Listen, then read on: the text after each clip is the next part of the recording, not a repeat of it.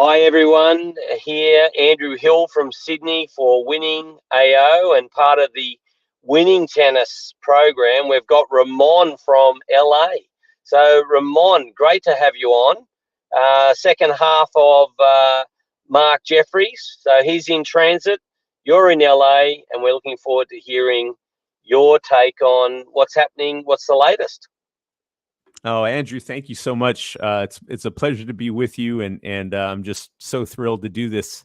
Thank you for having me on. Look, we've got some highlights from the Australian Open. I know your passion and the mindsets. And last night, unfortunately, Alex de Minaur got knocked out, but an amazing display from Rublev, who was just in flow and going for his shots and hitting lines and stopping match points and game points, set points. It was just incredible, his belief in himself and just going for it.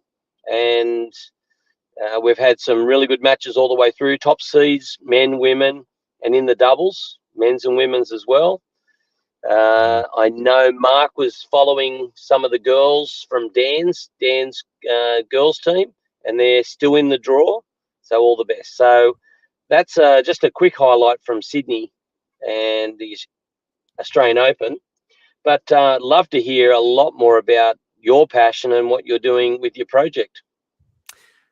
Well, thank you, Andrew. I think what you said about Alex is so impressive. We were talking before we went on air about there's this lineage. It started with Leighton Hewitt, and the public perception of him was that, he would never be able to knock off the guys like Sampras and Agassi and these Marat Safin, the guys that were just hitting the cover off the ball. And all he did was prove him wrong for an entire career. And I see that with Alex in the same way. And in fact, he even came out in the media and said something very similar.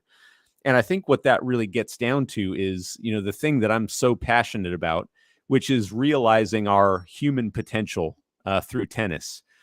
And this all starts with what's going on up here and what's going on in here. We know that. But where does that come from? And a lot of it is nature and a lot of it is nurture. But what we know is that the subconscious mind runs 95% of our life. And whether or not these athletes are aware of what they're doing, they've created belief systems, definitions, and thought patterns that run their life that allow them to execute in these really big moments when everything's on the line. And so it really got me thinking about Alex and all people like Alex who, people might count them out. They might say, oh, you're never going to be able to beat this guy, or, you'll probably never crack the top 10. And all they've done is said, okay, well, that's your belief, but I have something very different. And so I'm just fascinated by him and all players like him that seemingly don't have maybe some of the God-given gifts that others do, but still find a way to play at a really high level. Yeah, look, the energy in the stadium last night with the Aussies backing an Aussie, that's also another factor that's put in. But and you can perceive that as a good thing. You could perceive that as pressure. But the really good players, Alex does just get on with it. There were some game points, match points, where a double fault happened. And this is a critical thing where we only stress on the second serve. We don't stress on the first serve. And if you can get a first serve into play, it'll minimize any chance of doing a double fault and stressing out. So, that's genius after the event, but these are things that are trained with the top players. Yeah, 100%. I think with Mark, he comes from the military background.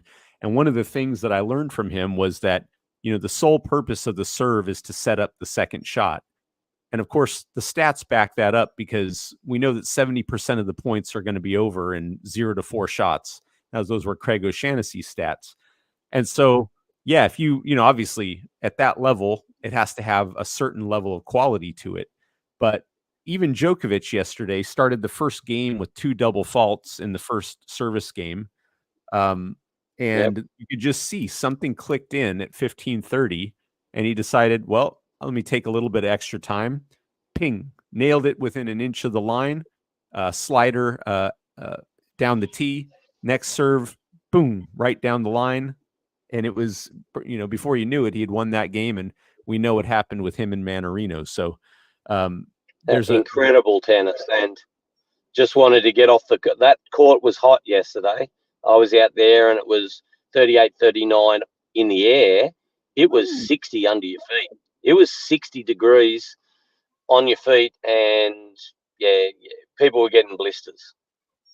Yeah. Well, in the US, 60 degrees, that doesn't sound too hot, but you're talking Celsius. So that's boiling. Yeah, yes.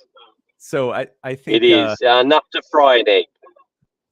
But getting into, I think just getting into the subconscious now, you look at Djokovic, who grew up in a war-torn country, who is used to chaos all around him and the toughest conditions. I mean, this guy did not come from a wealthy family.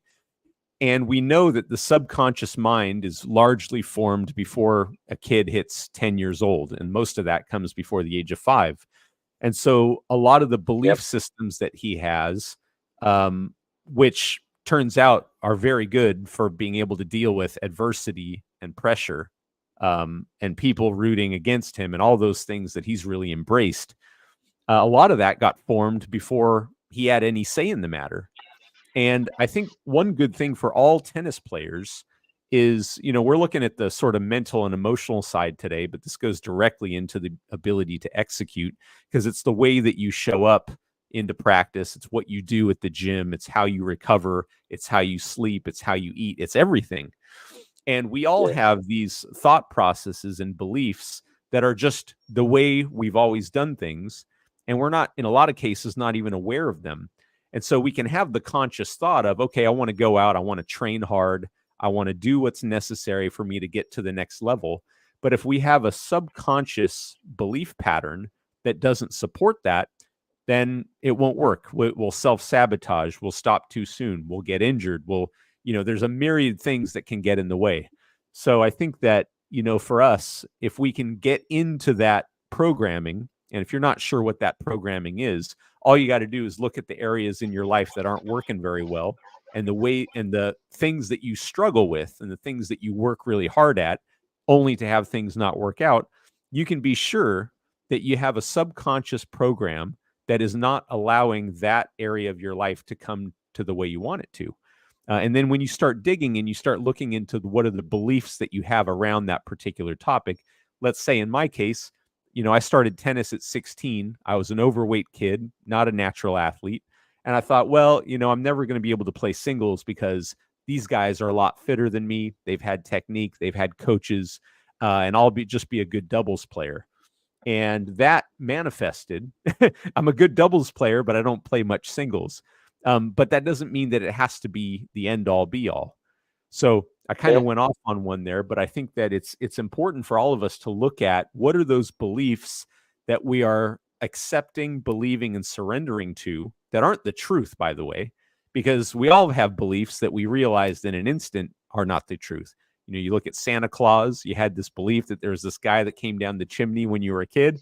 Then one day you saw your dad, sneaking out with a bag of toys, and you said, oh, Dad was Santa Claus the whole way. And a carrot. He had the carrot. And the carrot. Yeah. So I think, Andrew, I think the most important thing is for us to look at those areas and decide to make a conscious decision if those beliefs are going to empower us and they're going to take us to where we want to go, or if we want to change them. And if we want to change them, then there's a way to change them. And a lot of these guys, I know Djokovic has been a seeker his entire professional career. He overhauled his entire diet. He hired the best people. He meditates. He does yoga. He stretches every day. The Wim Hof method. He's very well documented in sort of these esoteric disciplines. So I'm sure that he would say he's constantly questioning, reinventing himself. And that's why he's been able to stay at the top for so long. Yes, you've got his flexibility is an amazing attribute, and that's something that he's worked on. It comes up with a nice quote: whether you think you can or you think you can't, you're correct. So your mindset, you want to believe that you can play singles, you'll have a go at singles. Yeah. So there's a lot of good value in positive mind thoughts, having a team who backs you when you start to have a bit of self-doubt, you've got a team there just putting you back on track. So that's important. Yeah, I think so. And I think, the thought, the conscious thought of I want to do X, Y, and Z is great. But if it's not backed with really powerful emotions, that thought stops right in the Yeah. brainstem. And so what we have to be able to do is to be able to combine that clear intention with powerful emotions. Tony Robbins calls them incantations, where you experience the Yep. emotion of that reality in the present moment. And when we do that, what we have is a stimulus and a response. And if you know the story of Pavlov's dog with the dogs and the steak and the Yep. bell, that you could condition the Yes. dog to salivate eventually just with the bell alone because you've paired those two things together. And so I think one of the things when we're looking at changing our story about what we think is possible on or off the tennis court is we have to have those two things. First, we have to become aware of what those limiting beliefs and what those limiting thoughts are. We have to make a decision with such firm intention that the amplitude of that decision is greater than that conditioned response that we've memorized and we've done so well. I've memorized how to not be a singles player for a long time.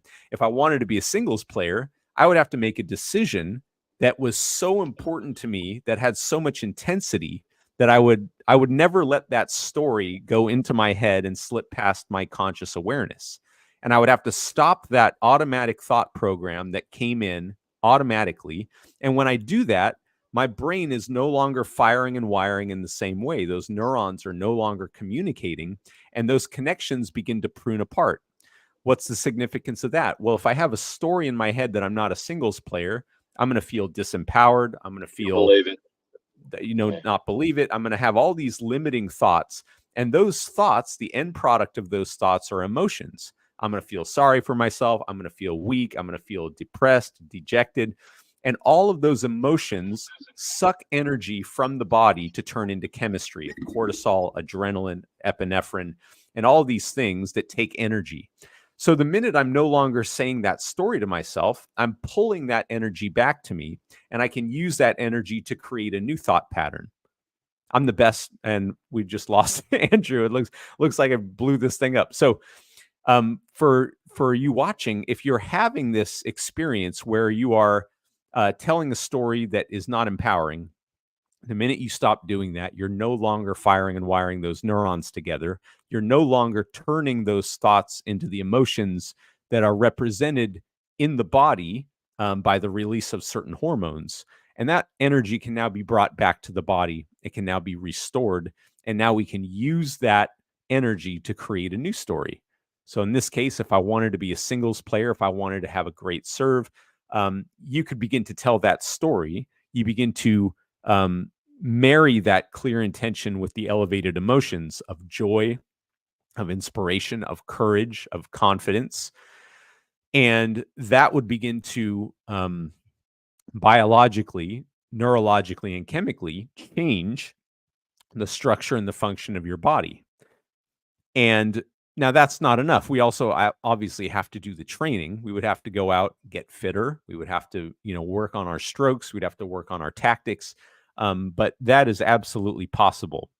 So I want to thank you guys so much for tuning in today. If you're watching this on a replay and you have any questions at all, please let me know. In the meantime, I want to thank Andrew Hill, who may have just lost a internet connection or something, for being a great host, for having me on today. And thank you to everyone tuning in. I'll look forward to speaking with you all very soon. Thanks.